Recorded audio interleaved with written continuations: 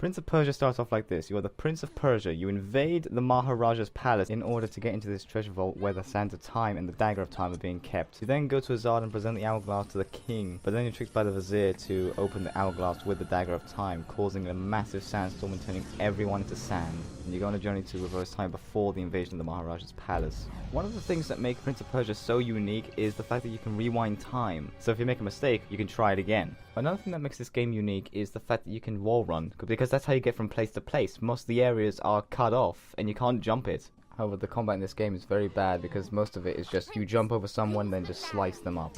It also has rather unique save points because these save points allow you to see what's going to happen in the next part of the story before you even do it. There are also these areas where parts of the wall is missing so you can go through it, and then you just find like this secret passageway that leads you to a fountain that increases your maximum health.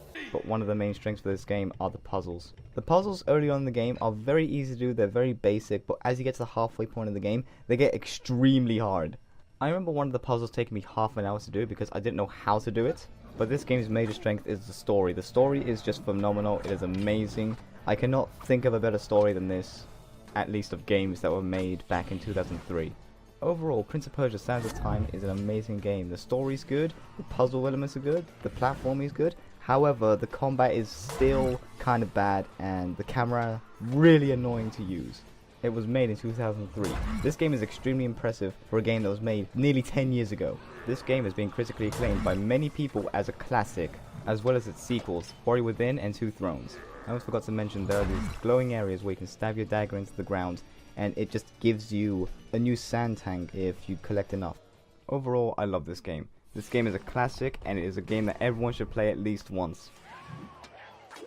And now we move to the Warrior Within. You play as the prince once again, and this time you're going to the Island of Time in order to change your fate, because apparently in the first game you were supposed to die. Who knew? The Empress of Time wants the prince dead before he could kill her, because apparently that's what she thinks he wants to do, but he doesn't want to do it. Or at least he doesn't think he wants to do it. But she's not the only person who wants him dead. There's an unstoppable creature called the Dahaka, the Guardian of Time, who wants him dead as well. Because, like I said before, he was supposed to die in the Sands of Time. The Warrior Within introduces a new mechanic where you can travel between the past and the present. In the past, you get to talk to the Empress of Time. In the present, you are chased by the Dahaka. Even though the Dahaka wants to chase you down and kill you, you're still meant to go to the present, because the only way to get to one area to another, you have to sometimes go from past and present. Warrior Within introduces a better combat system than Sands of Time did. And because of that, there's a much bigger variety of creatures as opposed to just like guys you can jump over and slice and dice, as well as different ways of killing someone. As you can see in the footage, the person I'm fighting, her abilities are that she can jump around, and I just can't jump over her, I have to grab onto her. The boss battles here have also been improved compared to the Sands of Time. Some of the boss battles are basically like massive versions of existing enemies such as the golems, but one of them is actually a griffin. You fight a griffin. And also the Dahaka if you get all the health upgrades and obtain the water sword, which is the only sword that can actually harm him. Warrior Within has an interesting soundtrack. Sometimes you get normal Persian music, at least I think it's Persian, I can't really tell, and then it goes straight to metal. I don't mind it going to metal because who wouldn't want to hear this? Because that's exactly what I want to hear when I'm fighting the giant golem boss, because that is the giant golem boss fight music. Now I know I'm not going to be caught by the Dahaka, but whenever he finds me, I am always scared, always panicking when I run away from him. He's just that scary. I honestly believe that the greatest antagonist for the Prince of Persia series has always been the Dahaka, because whenever he finds you, you're always scared, and he finds you a lot, by the way. The Vizier was the antagonist for the Sands of Time, except I don't really think he was much. And finally we have Two Thrones. After the prince has defeated the Dahaka, he now travels to Babylon with the Empress of Time.